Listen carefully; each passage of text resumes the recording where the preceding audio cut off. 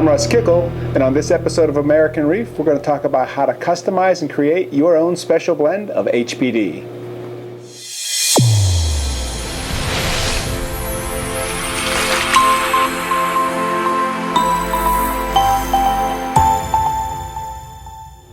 Now, for those of you who aren't familiar with the HPD, it's a food that I've been using on that 110-gallon tank for well over 10 years.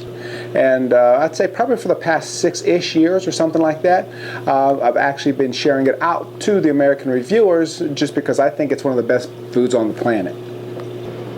Now, one of the reasons I think this is one of the best fish foods on the planet is because you can customize it, right? And you can customize it to meet the needs of the way that you want to feed your fish. Simple example, in that 110-gallon tank, lots of tangs, obviously, that's why I call it a tank. And what I want to do with this tank is I want to make sure that there's lots of nori inside the food. So what I'll do is I'll take HPD, which nutritionally will have everything that those fish need. What I'll do is I'll take and mix it with lots of shredded nori, right? And I have small and long kind of nori that I actually mix in with it. And from there, I have my own customized blend. And sometimes I put more nori in, sometimes I put less in it. But again, I can customize it the way that I think. Now, if you have a tank, for example, that is maybe more carnivore, for example, or whatever, right? You can customize it to put, shrimp, mysis, squid, lobster, whatever you want, right? Basically, you can customize it, and that's something that you can't do with all other foods. Now, there are many other reasons why I think it's one of the best foods on the planet, and you can check out the other videos for that. This particular video, though, what I want to do is I want to try to address some questions on how you can customize it, because even though through those other videos we kind of demonstrate how to make it, I kind of often get questions on how it should be mixed.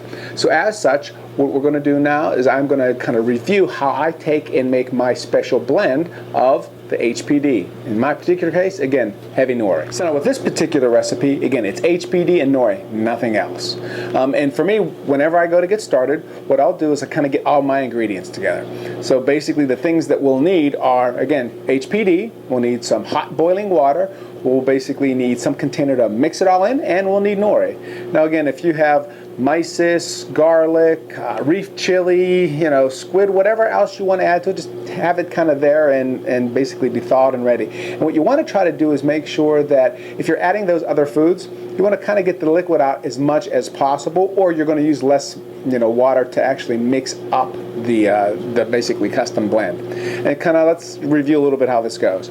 So again, my particular case, what I'll do is I will take my 1 part water, put it in a Pyrex container, and then from there I will microwave it for about 30 seconds to 60 seconds. So I get basically hot boiling water.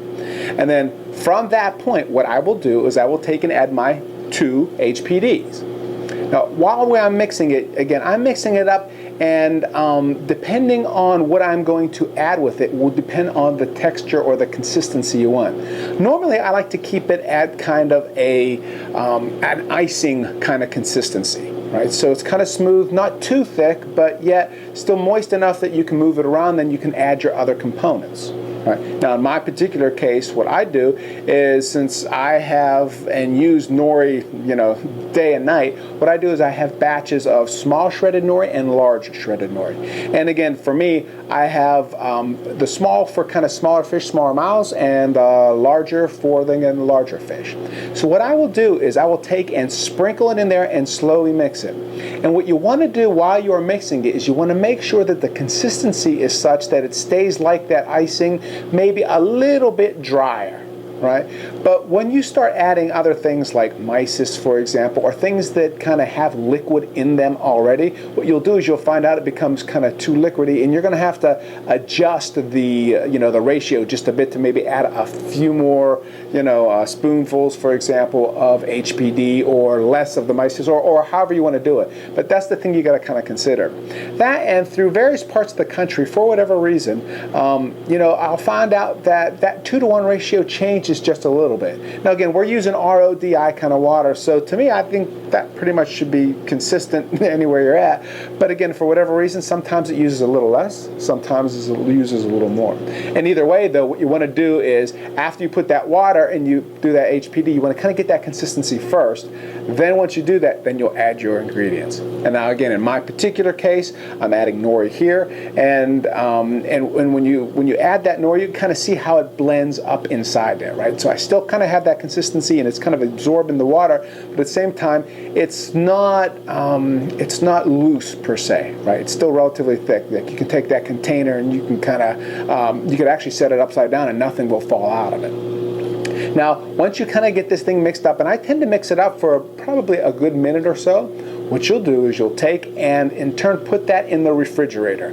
As far as how long it takes, again, normally, an hour is more than enough for it to set up. And once it sets up, you can pull it out, and then from there you can cut it into the size pieces that you want. Now for me, I keep mine whole because some days I will be, out of the home, for example, all day. So in that particular case, I'll feed bigger pieces, right? And in my tank, again, a bigger piece would be considered probably 2" by 2", something like that. If I'm going to be home, then what I'll do is maybe I'll feed about 1/8 of an inch in the morning, by 1/8 of an inch kind of cube, and I'll just kind of cut it out throughout the day and feed 1/8 of an inch at a time. Again, depending on what I want to do. Now, in your particular case, you can do it any way you want. I had mentioned before that what some viewers will do is they'll actually take this kind of spread, for example, and they will put it on a cookie sheet with basically egg crate, and they will take the spread and kind of put it down through there and basically put it in the freezer, freeze it up, and now they've got cubes for a month. Again, for me, I use it in these Pyrex containers, and I make it for enough for approximately 5 days, 3 to 5 days, something like that. Now again, with any of these kind of ingredients, if you need Pyrex containers, if you need like the shredded nori, whether it's the small or the large, or whatever you need, just let me know and I can get it for you. I threw some stuff on the website as far as kind of like the shredded nori, the HPDs, the clips and stuff like that, because those are the items that most people kind of more than likely need or want to test out. So you can kind of get that stuff. Again, AmericanReef.com, bottom center of their page, you'll kind of see, get the HPD here. But again, for those Pyrex containers and stuff like that, I've got them here, so if you need them, just let me know. Again, that's AmericanReef@me.com. And again, the general idea here is, again, consistency is the theme. Right, so after you pull it out, you want to make sure that basically it's in a state that it's not falling apart. Right? If it is falling apart when you pull it out in a piece, then you got something wrong with it, and it's kind of, again, to step back and try it again. And most of the times I find out that the reason why you have to try it again goes back to it was never that kind of paste to begin with, meaning that either there wasn't enough water or there was too much water. So that usually tends to be the reason why it may flake apart in your hands or in the water. And if it does, again, don't feed that to your fish. I mean, you could if you wanted to, but again, it kind of dirties up the tank, right? To me, it's best served as a solid, and so that's where you start back again, add it, and if you're still having the same issue, what I suggest is don't add anything to it first. First of all, get the feel of making HPD just as a plain straight HPD without adding nori, mysis, or worms or anything else that you put in there, right? Just let it go and just do plain straight HPD. At that point in time, once you kind of figure that out, then you can start to graduate to it. It's really not that difficult once you kind of figure it out, but again, for whatever reason through the years, I've had some individuals who just had issues, and I figure this kind of video at least should help kind of prevent many of those issues from happening. So you can see after you get the hang of making your first kind of customized blend of HPD, then you can start to experiment and do other things.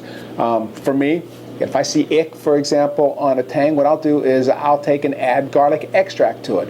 Or I'll take and add reef chili, for example, so that way I can also feed the corals. Or I'll just experiment, right? And it's one of those things where, as you know by watching these videos, I love to experiment.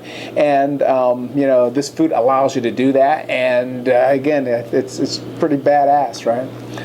With that being said, I think I've covered kind of most of the questions that I normally get. But if for whatever reason you have any that I've missed, feel free to send them over at AmericanReef@me.com. Again, as far as the things, if you're looking for that shredded nori, for example, the HPD, Pyrex containers, feeding clips, I threw that stuff on the website, and you can, if you don't have access to it at your local fish store or wherever you're at, feel free to pick yourself up some there. And again, if there's something that I've mentioned that you want that I don't have there, just send me an email, again, at AmericanReef@me.com. Again, I'm Russ Kickle, and thanks for watching this episode of American Reef.